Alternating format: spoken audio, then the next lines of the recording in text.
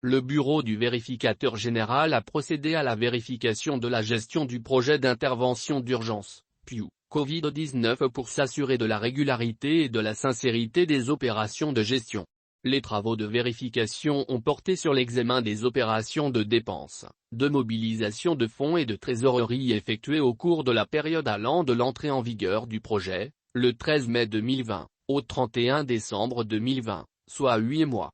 Des irrégularités administratives ont été constatées et ont fait l'objet de recommandations du vérificateur général. Quant aux irrégularités financières, d'un montant total de 1 032 162 037 elles ont fait l'objet de dénonciations devant le président de la section des comptes de la Cour suprême et le procureur du pôle économique et financier du tribunal de grande instance de la Communie de Bamako. Comme le rappelle le bureau du vérificateur général, BVG, dans son rapport transmis aux autorités judiciaires pour toute suite utile, le 11 mars 2020, l'épidémie de Covid-19 est déclarée pandémie par l'homme qui demande des mesures de protection essentielles pour prévenir la saturation des services de soins intensifs et renforcer l'hygiène préventive. Au Mali, les premiers cas de maladie à coronavirus 2019. Covid-19, ont été signalés le 25 mars 2020 dans un contexte marqué par l'aggravation de la crise sécuritaire.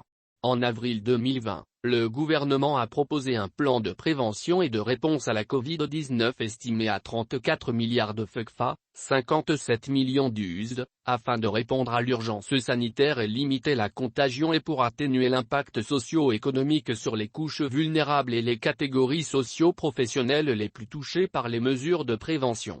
Au 15 juin 2020, le Mali comptait 1860 cas de Covid-19, dont 104 décès, soit un taux de mortalité d'environ 5,60% contre une moyenne mondiale de 5,51%. Suite à ce bilan sanitaire alarmant, le gouvernement a mis en place un ensemble de mesures telles que la fermeture de toutes les frontières aux voyageurs, un couvre-feu de 2 semaines, l'interdiction des rassemblements de plus de 50 personnes et la fermeture des écoles dans tout le pays. À la date du 21 avril 2021, sur un total de 13 246 cas de contamination recensés, on note 444 décès, soit un taux moyen de mortalité de 3,35%, d'où une tendance à la baisse suite aux efforts consentis par le gouvernement et ses partenaires dans la lutte contre cette pandémie de la Covid-19. Projet d'intervention d'urgence, PIU, Covid-19, c'est quoi exactement ? Pour donner à son rapport toute la pertinence requise, le BVG a effectivement pris le soin de faire la présentation assez exhaustive de ce projet. Il rappelle que le groupe de la Banque mondiale a créé une facilité Covid-19 pour aider les pays en développement à mettre en place une réponse d'urgence afin de réduire les impacts de la pandémie. La facilité Covid-19 de la Banque mondiale est une réponse coordonnée au niveau mondial, mise en œuvre par les pays en développement et principalement axée sur la réponse des systèmes de santé et un soutien en cas de perturbations économiques et sociales. Le projet d'intervention d'urgence Covid-19 au Mali qui s'inscrit dans ce cadre, est un programme du gouvernement de la République du Mali qui vise à renforcer sa capacité à prévenir la pandémie Covid-19, à s'y préparer et à y répondre. Le projet comporte 3 composantes, d'abord la préparation et la réponse aux situations d'urgence Covid-19, ensuite l'amélioration de l'accès aux services de soins de santé et puis la gestion de la mise en œuvre, du suivi, de l'évaluation, et la coordination. Compte tenu de la nature de la maladie, les bénéficiaires attendus du projet sont la population en général, et notamment les personnes infectées, les populations à risque, les personnes âgées et celles souffrant de maladies chroniques, le personnel médical et d'urgence, les installations médicales et de dépistage et les organismes de santé publique engagés dans la réponse à la Covid-19. Le projet d'intervention d'urgence Covid-19 au Mali est géré par un comité de pilotage et une unité de mise en œuvre du projet RODICI ou unité de coordination du projet, UCP. Il est placé sous la tutelle du ministère de la Santé et des Affaires sociales, ANSA, et logé au sein du dit ministère. L'unité de coordination du projet s'occupe des aspects fiduciaires, gestion financière et passation de marché, du suivi et de l'évaluation, de la production et de la gestion des connaissances, de la communication, du suivi et de la mise en œuvre des mesures de sauvegarde sociale et environnementale.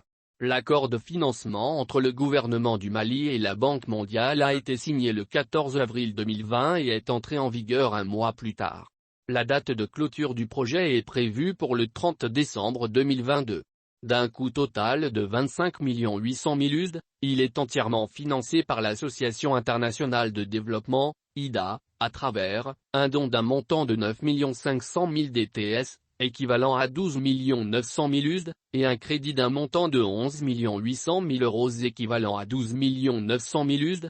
Le projet dispose d'un personnel composé de un coordinateur de projet, un spécialiste de la gestion financière, un comptable, un spécialiste des achats, un spécialiste du suivi et de l'évaluation, un spécialiste des communications, un spécialiste de l'environnement et un spécialiste de la protection sociale. Par ailleurs, le système comptable Cisco-ADA utilisé dans les pays francophones de l'Afrique de l'Ouest est celui adopté pour le projet. Le logiciel de comptabilité utilisé est un logiciel adapté à la gestion des projets. Il a été personnalisé pour prendre en charge la tenue des comptes du projet.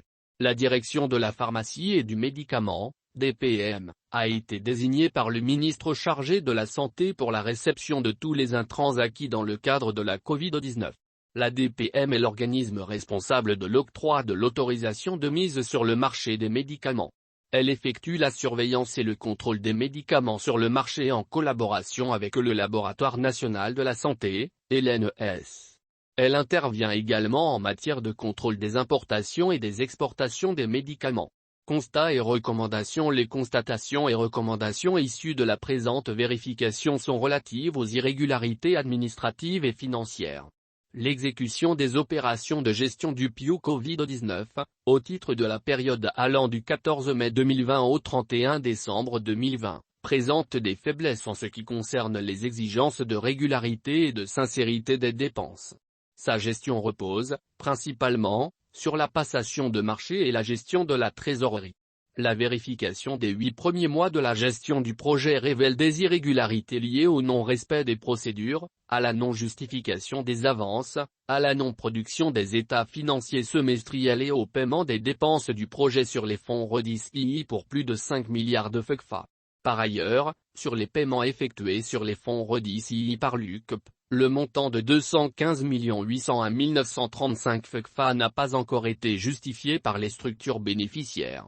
La première irrégularité financière, portant sur le paiement intégral de marchés dont une partie délivrable n'a pas été réceptionnée, concerne deux marchés dont le montant total est de 2,295 milliards de FECFA.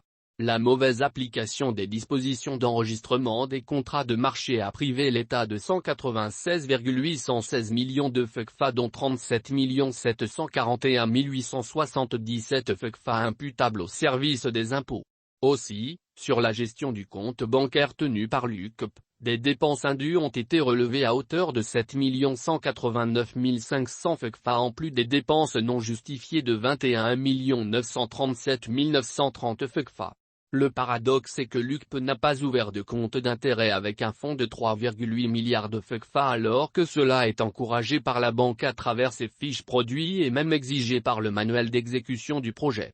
Cet état de fait a empêché le PIU Covid-19 d'avoir un revenu financier semestriel de 73 18 159 FECFA. D'autre part, un nombre important d'intrants Covid-19 d'une valeur de 98,19 millions de FECFA, sortis des magasins de la DPM, ne sont pas arrivés sur les sites de destination.